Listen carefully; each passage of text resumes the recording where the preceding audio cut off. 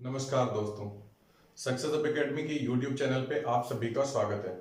चलिए आज की क्लास को हम लोग स्टार्ट करते हैं। लास्ट क्लासेस में हम लोगों ने सीटेट के लिए जो टॉप मोस्ट 600 क्वेश्चंस हम लोगों को डिस्कस करने हैं उसके 34 क्वेश्चंस कंप्लीट हो चुके थे। अब आज 35 नंबर से स्टार्ट करना है और हम लोगों को आगे बढ़ना है, ठीक है। और एक चीज और, आज के जो क्वेश्चंस हैं वो मोस्टली एग्जाम में आए हुए हैं, हाँ, तो जरा ध्यान से पढ़िएगा। और आज की क्लास को हम लोग स्टार्ट करते हैं। आपके सामने यहाँ पर सवाल आ रहा होगा और आप उसे देख रहे होंगे, ठीक है। तो देखो भाई, सबसे पहला सवाल क्या दिया हुआ है आपसे। सबसे पहले नंबर सवाल में ये दिया गया है कि कितने वर्ष में 19,200 रुपए की राशि 10% प्रति वर्ष की दर से चक्रवृद्धि ब्याज 4,032 रुपए होगा। क्या दिया है, कितने वर्ष में। आपसे पहली बात तो समय पूछा गया है। एक बात ध्यान रखिएगा, जब भी कभी भी एसआई या फिर सीआई से कोई भी सवाल आ रहा हो तो आप सबसे पहले ये कोशिश करें कि हम वहां पर जो भी डाटा उसका दिया जा रहा है वो हम लिख लें। आपसे बोला गया था कितने वर्ष में, तो आपसे समय पूछा गया है और बोला है 19,200 रुपए की राशि। तो कहने का मतलब ये है कि प्रिंसिपल जो दिया गया है वो 19,200 रुपए, और फिर बोला गया था कि 10% प्रति वर्ष की दर से। कहने का मतलब यह है कि जो रेट परसेंट दिया गया वो 10% वार्षिक दिया है। चक्रवृद्धि ब्याज बोला है, चक्रवृद्धि ब्याज कितना हो जाए 4,032 रुपए। तो सीआई जो मिल रहा है वो 4,032 रुपए मिल रहा है। अभी हमने यूट्यूब पे तो सीआई नहीं पढ़ाई है, लेकिन हाँ कुछ आने वाले कुछ समय में हम आपको क्लास करा जरूर देंगे। तो जरा समझने की कोशिश करिए।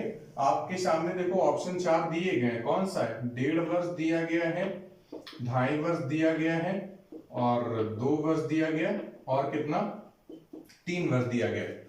तो 4 ऑप्शन आपके सामने हैं। आप इस सवाल को 2 तरीके से कर सकते हैं। एक तो भाई हम लोग टाइम को यहां से ले लें, ठीक है, उस हिसाब से कर ले।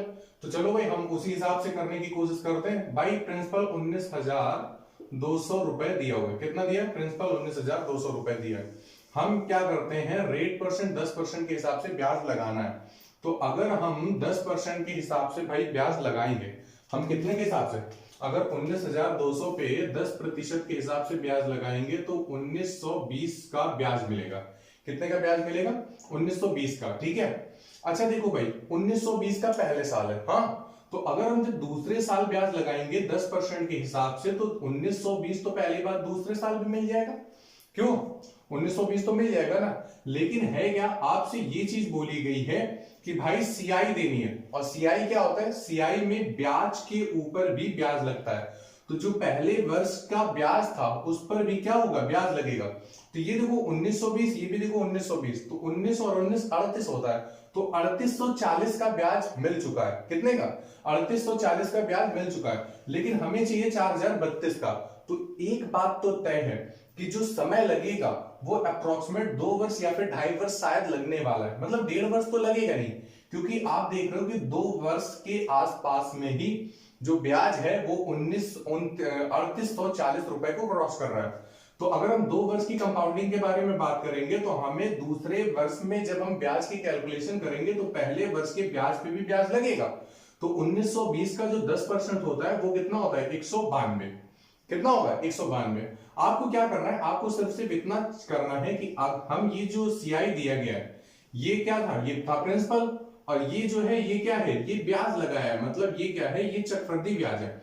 तो 1920 प्लस 1920 कितना, 3840, और ये 192 अगर हम ऐड करें तो कितना मिल रहा है, 0 2 2 9 4 13 का 3 और हासिल 1 8 1 9 और 1 10 का 0 हासिल 1 4,032।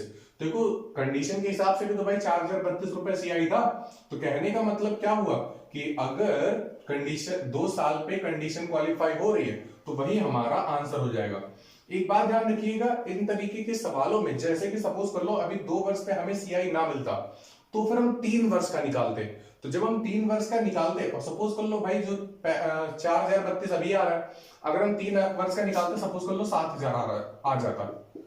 तीसरे वर्ष के अंत में कितना हो जाता, 7,000 हो जाता। और आपको यहाँ पे सीआई कुछ दिया होता 6,500 या फिर 6,000 कुछ, तो फिर हम ये बोल देते कि भाई 2.5 साल का है। कितने साल का है, 2.5 साल का है। तो उम्मीद है आपको ये सवाल समझ में तो आ गया होगा। ठीक है, तो ध्यान रखिएगा इस तरीके के जितने भी सवाल होंगे जिनमें समय वगैरह कैलकुलेट करने के लिए बोला हो, तो उसको हम लोग कैसे करने वाले हैं, उसको हम लोग करेंगे बाय ऑप्शन। ठीक है, और एक चीज और है आपसे डिस्कस करनी थी, क्योंकि जैसे कि जो भी हम लोग सवाल अभी कर रहे हैं उनमें से कुछ ऐसे टॉपिक हैं जो आप लोगों ने नहीं पढ़े हैं, तो इसके लिए आप परेशान ना हो। ठीक है, ये सारी चीजें आपको कराई जाएंगी, हाँ, और कराई तो जाएंगी ही, इसके साथ में ही ये ध्यान रखिए कि अगला जो हम लोगों का टॉपिक स्टार्ट होगा वो टाइम एंड डिस्टेंस स्टार्ट होगा। ठीक है, SICI जो हमें पढ़ना वो हम उसके बाद में पढ़ेंगे, क्योंकि जो टाइम एंड डिस्टेंस है वो काफी लोगों ने बोल के रखा हुआ है कि पहले SICI कंप्लीट करा दो, सॉरी पहले टाइम एंड डिस्टेंस कंप्लीट करा दो, तो पहले हम क्या करेंगे, टाइम एंड डिस्टेंस कंप्लीट करेंगे। देखो आगे अगला सवाल आपके सामने आया हुआ है कि एक शंक्वाकार तंबू के आधार की त्रिज्या 7 मीटर है। तो एक कोई शंक्वाकार तंबू था, तो कोन के शेप में एक हमने तंबू बना लिया। तंबू के आधार की त्रिज्या 7 मीटर है, तो ये देखो भाई आधार की जो त्रिज्या है वो कितनी है, 7 मीटर है, तथा ऊंचाई 24 मीटर है। तो ऊंचाई ये कितनी है, ऊंचाई ये 24 मीटर है। आगे बोला है इसे बनाने में 1.25 मीटर चौड़ा कपड़ा कितना लगेगा। तो देखो भाई हमें कितनी ब्रेथ जो इसकी दी गई है वो 1.25 मीटर चौड़ा कपड़ा लगाना है, और आपसे ये पूछा गया कि कितने मीटर लगेगा। तो फिर आपसे ये 4 ऑप्शन दिए गए, 30 मीटर, 520 मीटर, 400 मीटर, और ये कितना दिया हुआ है, 440 मीटर। यही 4 ऑप्शन दिएगा। देखो भाई सवाल को जरा समझने की कोशिश करिएगा।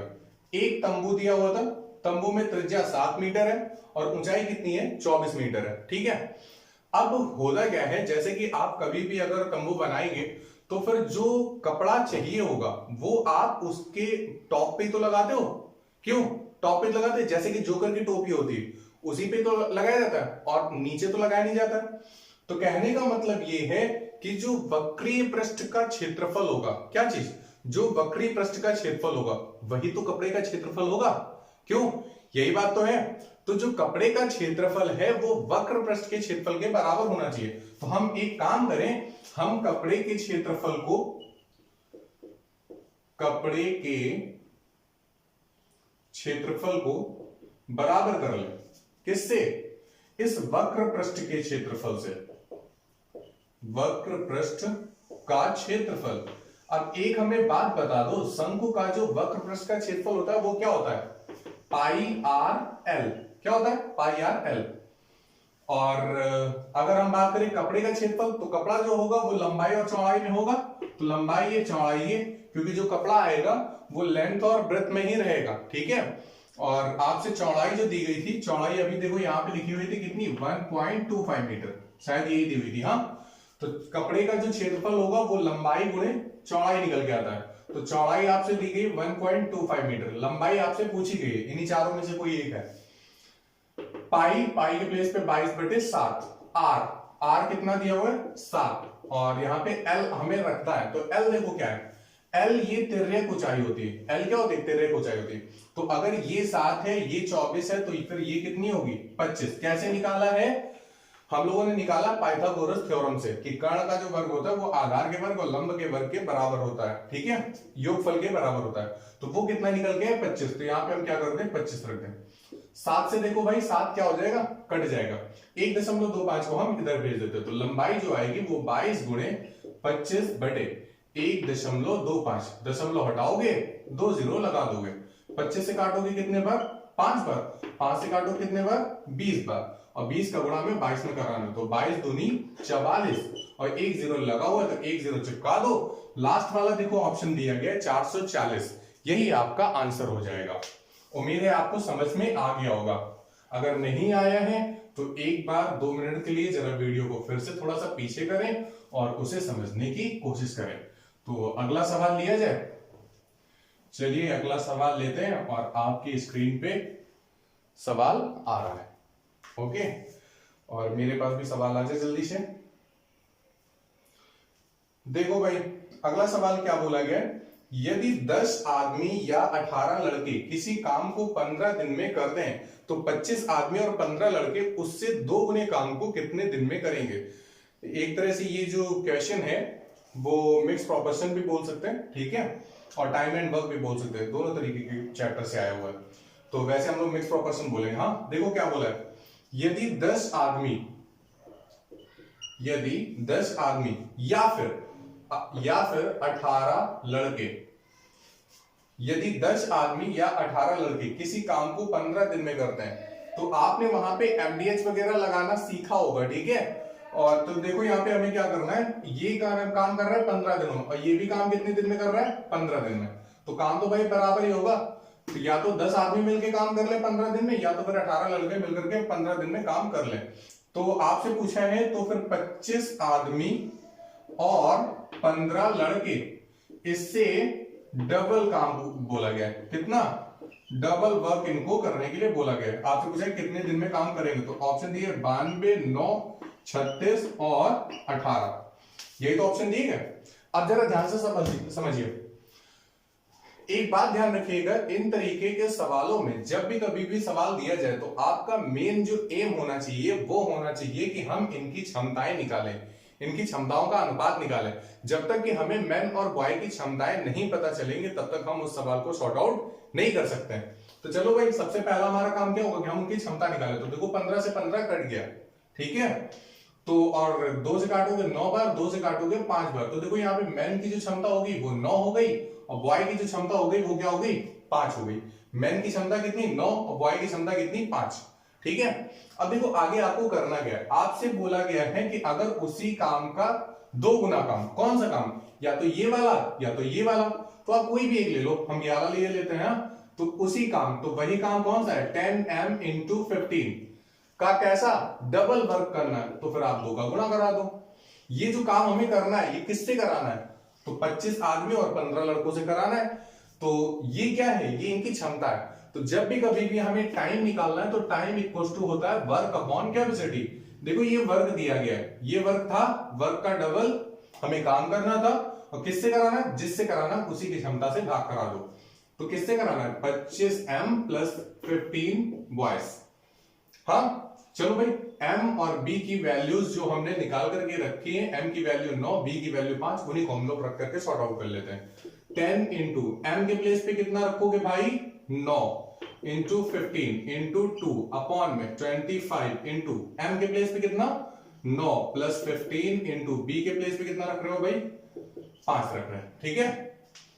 तो देखो यहाँ पे सभी जगह मल्टीप्लीकेशन है, तो ये हमने मल्टीप्लीकेशन वैसे ही बना रहने दिया। हाँ 15 पन्ना कितना होता है 75, और 25 का गुणा 9 में कराओ कितना 225, 225 में 75 जोड़ दोगे कितना बन जाएगा, 300 बन जाएगा। कितना बन जाएगा, 300। 15 दूनी 30, और इस एक जीरो से ये एक जीरो भी एलिमिनेट हो जाएगा, कैंसिल हो जाएगा ना। तो बचा क्या लास्ट में 9, तो कहीं ऑप्शन में 9 दिया गया, हाँ दूसरा ऑप्शन दिया गया। उम्मीद है आपको ये भी सवाल समझ में आ गया होगा, ठीक है। और अगर नहीं आया है तो थोड़ा सा पेशेंस रखिए, कुछ ही दिनों में ये सभी टॉपिक आपको करा दिए जाएंगे, उसके बाद फिर कभी भी कोई भी प्रॉब्लम नहीं होगी, ठीक है। चलिए आपके सामने अगला सवाल आ रहा होगा और आप उसे जरा पढ़िए, करने की कोशिश करिए, नहीं आता है तो फिर समझिए क्या बोला गया। देखो अब बोला गया है कि 500 रुपए के 2 वर्ष के 2 बैंकों के ब्याजों का अंतर 2.5 रुपए है, तो बोला गया उनकी दरों का अंतर क्या होगा। ठीक सवाल है, अच्छा क्वेश्चन है। ऑप्शन 1%, 0.5%, 0.25% और 2.5% आपके सामने दिए गए। अब देखो है क्या, बोला गया 500 रुपए के 2 वर्ष के 2 बैंकों के ब्याजों का अंतर, और ध्यान रखिए यहाँ पे और कोई भी ब्याज नहीं बोला गया, तो साधारण ब्याज है। हाँ देखो भाई प्रिंसिपल था कितना, 500 रुपए का था, कितना था 500 रुपए का था।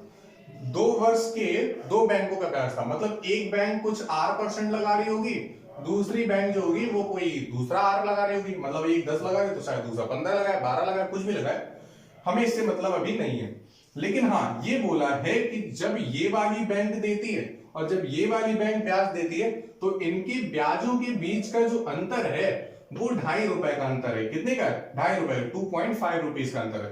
तो आपसे पूछा गया है कि उनकी दरों का अंतर क्या होता है, क्या होगा। तो R और R के बीच का, कैपिटल R और स्मॉल r के बीच का अंतर पूछा गया है। एक बात ध्यान रखिएगा, जैसे कि सपोज कर लो हमने ये बोला कि भाई यहाँ पे 12% का ब्याज दे रहे, यहाँ पे 10% का ब्याज दे रहे, तो आप 500 का 12% निकालोगे, 500 का 10% निकालोगे, तो निकाल के रखोगे। चलो निकाल लेते हैं। हाँ, 500 का 12%, 12 पंचिस 60, मतलब ये यहाँ पे 60 आएगा। ठीक है, यहाँ पे 500 का 10% निकालोगे तो 500 का 10% मतलब 50, 2 0 कट जाएंगे, तो यहाँ कितना हो गया 50। तो देखो यहाँ पे 60 और 50 के बीच का अंतर कितने का है, 10 का। यहाँ पे 60 और 50 के बीच का अंतर कितने का है, 10 का।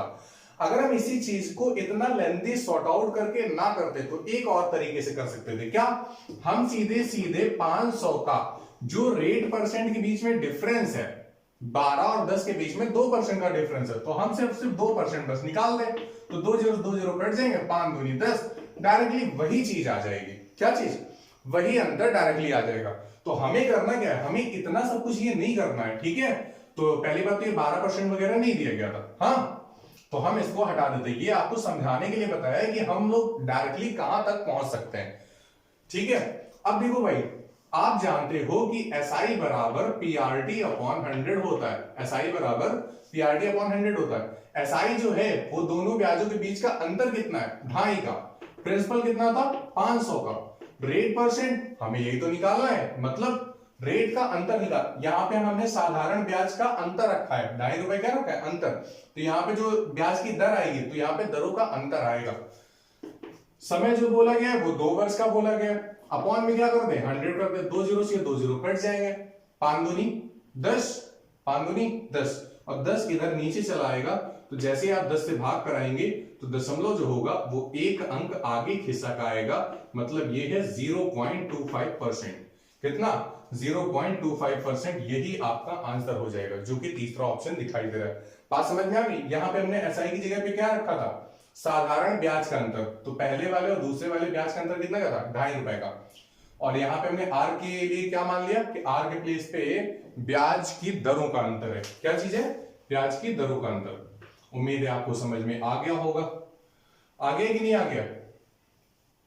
अच्छा, यहाँ पे हम वो सीरियल नंबर नहीं लिख रहे हैं, ठीक है, तो सीरियल नंबर जरा नोट डाउन करते चलिएगा, क्योंकि आज की जो क्लास का पहला सवाल था वो क्वेश्चन नंबर 35 से स्टार्ट हुआ था। तो आप आगे लिखते रहिएगा, 35, 36, 37, 38 कितने हुए। हाँ, और जितना भी ज्यादा से ज्यादा हो जाता है वो हम आगे आगे कंप्लीट कर लें। अब देखो जरा नेक्स्ट सवाल क्या दिया है। बोला गया यदि किसी समबाहु त्रिभुज की एक भुजा 4√3 सेंटीमीटर हो। क्या, यदि किसी समबाहु त्रिभुज की एक भुजा 4√3 सेंटीमीटर हो, तो आपको ये चीज पता होनी चाहिए कि समबाहु त्रिभुज की जो तीनों भुजाएं होती हैं वो बराबर होती हैं। तो अगर ये 4√3 तो ये भी 4√3 होगी, और ये भी कितनी होगी, 4√3 सेंटीमीटर होगी। तो आपसे पूछा उसका क्षेत्रफल बताओ। लो, फिगर बनाने की जरूरत ही नहीं थी। शायद कुछ अच्छा सवाल इसमें आता, शायद माध्यिका के बारे में कुछ जानकारी मांगता, या फिर माध्यिका से लेकर के कुछ अगर निकालवाने की कोशिश करता तो फिर शायद अच्छा होता। लेकिन यहाँ पे डायरेक्टली सवाल हो गया। क्या चीज बोला है कि क्षेत्रफल बताओ। तो आपको पता होना चाहिए कि जो समबाहु त्रिभुज का क्षेत्रफल होता है वो √3/4 a² होता है। और यहाँ पे a क्या है, a है साइड। तो चलो भाई रख दो, आंसर निकाल लो। √3/4 a² मतलब 4√3 इंटू 4√3। ठीक है, 4 से देखो ये 4 कट जाएगा, तो ये वाला भाई 4 बचा है, √3 इंटू √3 कितना 3, और ये वाला √3 बचा है। तो 4 3 12, तो 12√3 सेंटीमीटर स्क्वायर। आपका आंसर कितना आ जाएगा, 12√3 सेंटीमीटर स्क्वायर। तो भाई बताओ भाई कौन सा ऑप्शन सही है। ऑप्शन नंबर सही है पहला। क्या दिया गया, 12√3 सेंटीमीटर स्क्वायर। यही आपका आंसर हो जाएगा। ओके, चलें अगले सवाल की तरफ। देखो भाई, आपके सामने सवाल आ गया होगा। इसमें कुछ इस तरीके से बोला गया है कि एक माली 17,956 पेड़ इस प्रकार लगाता है। कितने लगाता है, 17,956 पेड़ इस प्रकार लगाता है कि पेड़ों की उतनी ही पंक्तियां हैं जितने की एक पंक्ति में पेड़। एक पंक्ति में पेड़ों की संख्या है। आपसे क्या पूछा गया, एक पंक्ति में पेड़ों की संख्या है, क्या है हमें बताना है। 4 ऑप्शन दिए गए हैं, 136, 134, 154 और 144। ठीक है, अब जरा ध्यान समझिएगा। आपसे बोला गया 17,956 पेड़ इस प्रकार लगाने की जितने की पेड़ हो और जितने की पेड़ों की पंक्ति हो। अच्छा, एक बात जरा ध्यान समझिएगा। सपोज कर लो हमने पेड़ों की 3 पंक्तियां बनाई। और उतने ही हमें कॉलम भी बनाने। तो 3 गुणे 3 बराबर किसके 9।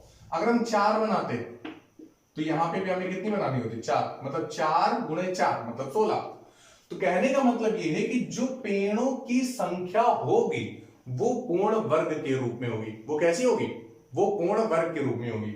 नंबर ऑफ रोज और number of columns are equal, ठीक है। तो जितने भी रो होंगी उतने ही क्या होंगे, कॉलम होंगे। तो कहने का मतलब सिर्फ और सिर्फ इतना है कि यहां पर जो ये 17,956 है वो परफेक्ट स्क्वायर होगा। लेकिन किसका होगा, 4 ऑप्शन दिए गए 136, 134, 154, 144, इन्हीं में से किसी एक का होगा। तो चलो जरा, हमने आपको स्क्वायर वगैरह निकालना बताए हैं, तो चलो भाई जल्दी से निकालो। आपको स्क्वायर रूट निकालने के लिए जिन बच्चों ने अगर नहीं पढ़ा है तो फिर आप करेंगे नंबर सिस्टम की प्लेलिस्ट में जाइए, वहां पर आपको इसकी स्क्वायर रूट और क्यूब रूट निकालने की ट्रिक्स की वीडियो मिल जाएगी, ठीक है। तो उसको आप देख लीजिए।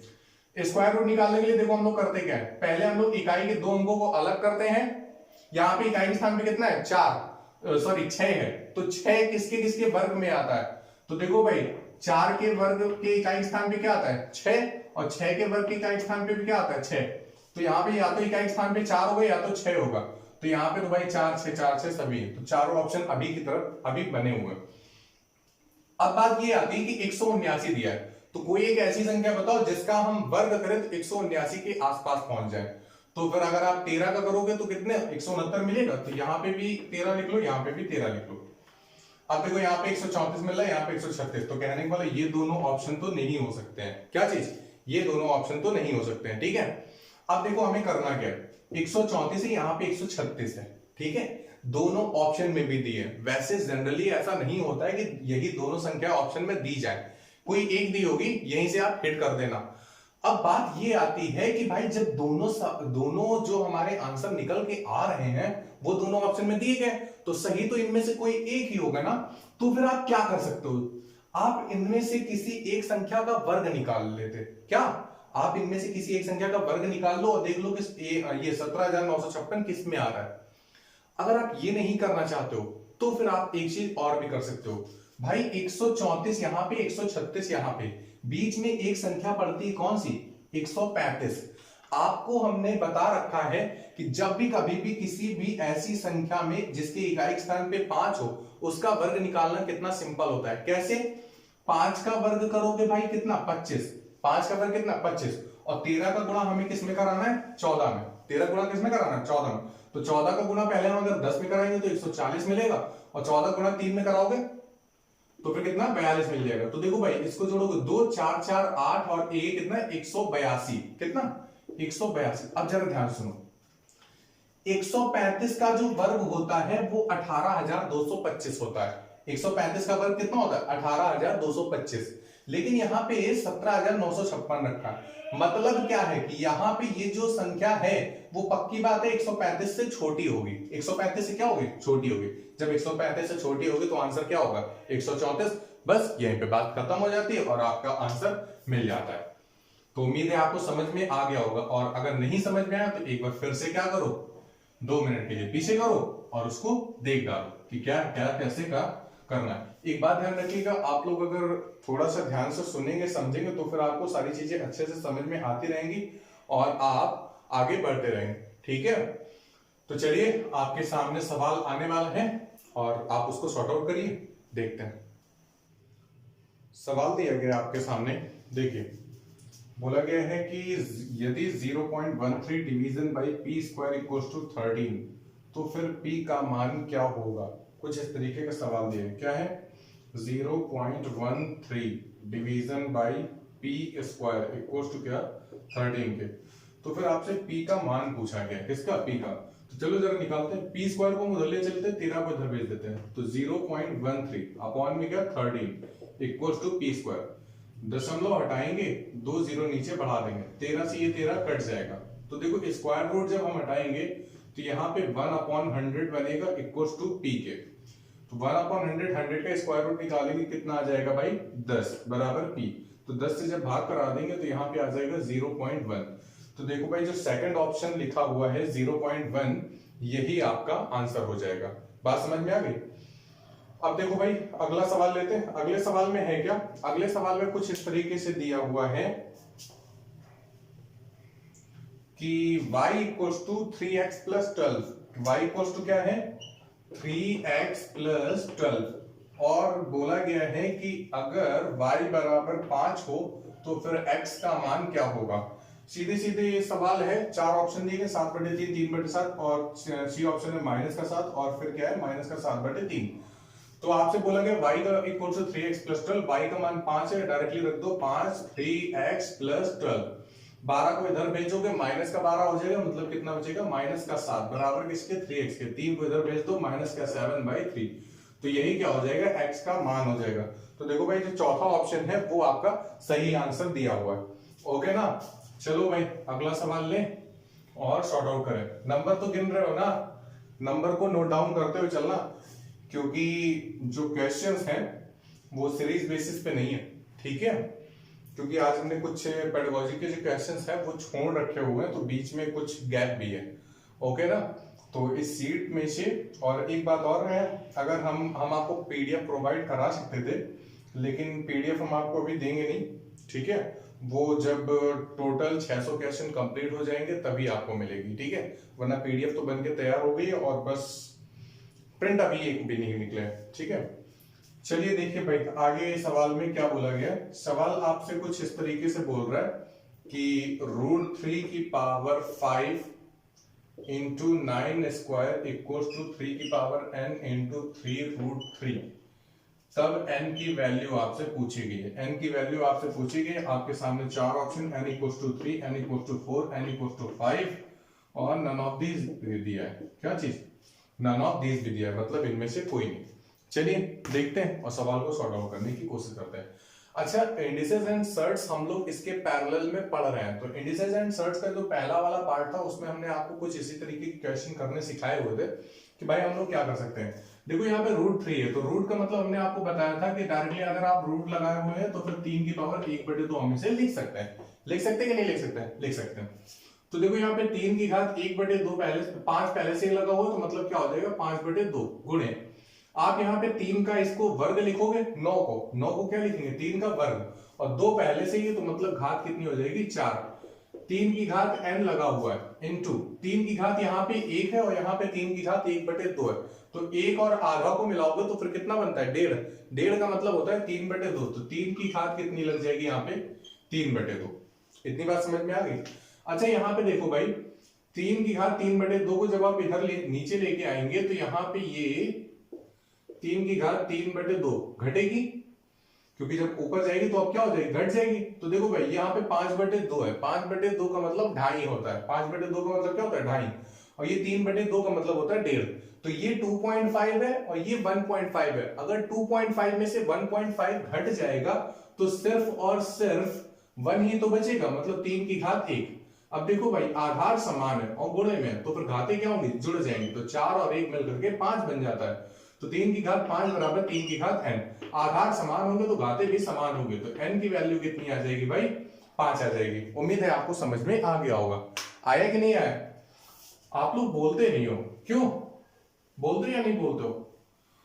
बोलते हो या ना बोलते हो, जितने पढ़ रहे हैं उतने तो पढ़ ही रहे, और काफी ऐसे हैं जो कि इस टाइम पढ़ाई भी अपने रोक करके बैठे हो। कुछ तो ऐसे होंगे जो कि नाग पंचमी मना रहे होंगे और शायद को तो नाग का खेल भी देखने गए हो। चलो भाई अगला सवाल लेते हैं और आगे सॉर्ट आउट करते हैं, ठीक है। जो आराम कर रहे हैं उनको जरा आराम ही कर लेना दो। देखो आपके सामने ये सवाल दिया गया कि 7 क्रमागत संख्याओं का औसत 20 है। 7 क्रमागत संख्याओं का औसत कितना है 20 है। तो बोला गया तो उन संख्याओं में सबसे बड़ी संख्या क्या होगी। ऑप्शन दिए गए हैं 24, 23, 22 और 20। देखो भाई बोला गया 7 क्रमागत संख्या, तो जो क्रमागत संख्याएं होंगी आपको पता है कि हर एक क्रमागत संख्या